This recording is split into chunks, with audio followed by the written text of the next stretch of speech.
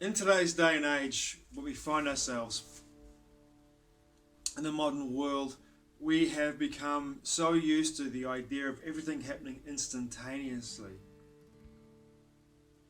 With technology bringing us instant gratification, dopamine fixes, like that. Alerts on phones, texts, messages, social media. We've become basically addicted to dopamine and instant gratification. And in that process of instant gratification, I have seen in society today, and especially in the conscious awakening movement, people that have come forward that are bringing themselves to sell courses, to bring information, to do seminars, to coach people, to bring them into this idea that they're going to get instant gratification from doing a course, or in 21 days or in 10 minutes they're going to be spiritually enlightened, or they're going to be a new person. And I understand some of that has got a basis around a scientific prognosis or scientific method, but at the same time there's a real lack of patience when it comes to conscious awakening experience. There's a real understanding that the real power of initiating somebody into a conscious awakening experience takes years, man. It takes years. The whole thing about conscious awakening is not a process of going from here to there in 10 minutes or even 1 second. You know, some people have Kundalini awakenings. Like, I've got a friend of mine in Auckland who had a Kundalini awakening. It was almost 9 years ago. He is still in the process of coming into a place where he can actually tune it down in a way that he can actually function in reality. He's still integrating from the experience. 9 years later, he can't quite, he still has so much fear in his life because of the nature of what he's experiencing, the nature of what he's feeling, the nature of what he's going through. It's not an instantaneous fix. In fact, it's the opposite. He's got a lifetime now of having to tune himself into a place where he can perceive reality and not be overwhelmed by it, because of what he's feeling, experiencing beyond the five senses into the subtle senses. But in regards to spiritual conscious awakening, in my experience, it's always been about slow, methodical integration of knowledge, and which becomes wisdom when we apply it into our lives. Now, for me, the greatest thing about this, the whole idea of patience when it comes to spiritual work and shadow work, spiritual conscious awakening processes, is like the one thing that taught me most of all about this process of personal development and understanding the nature of it and slowing down and to integrate from it, was to write 14 books in 14 years and have a day hustle and try and hold a life together.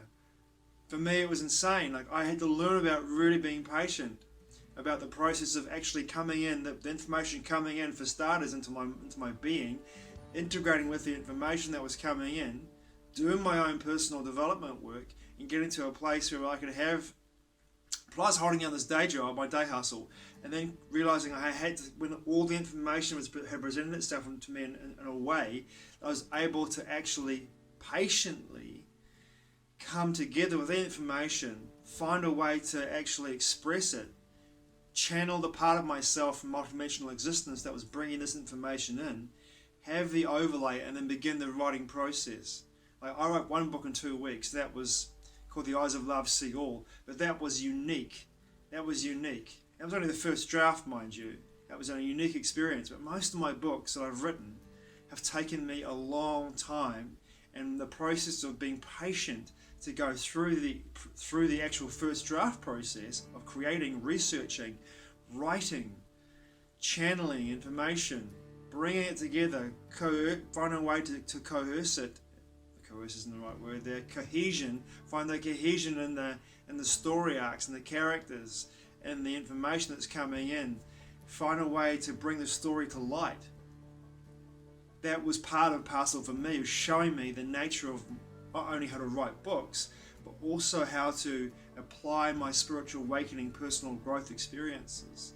From the information that was coming into me and into my life, what's presenting itself to me, and me going away with that information and patiently integrating it through the process of letting it drop in down from the downloads, the information that I read, that I gleaned in my everyday existence and from my teachers, and slowly put it into my life through action, in my words, my deeds, and my actions.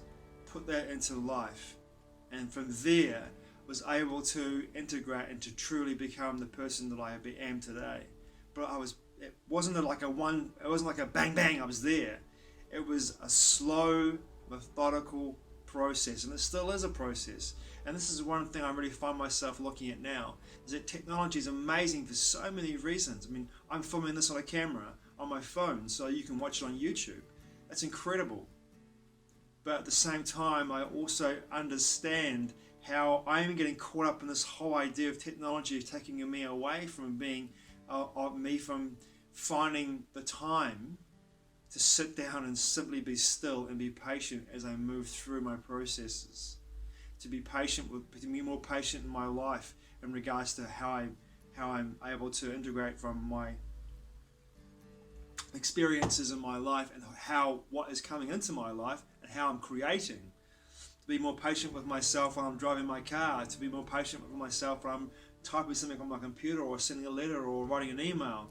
You know, the instant gratification that we have with these things, with technology, with getting cell phones, getting texts, getting messages, talking to somebody, social media, all of this stuff has got us into this matrix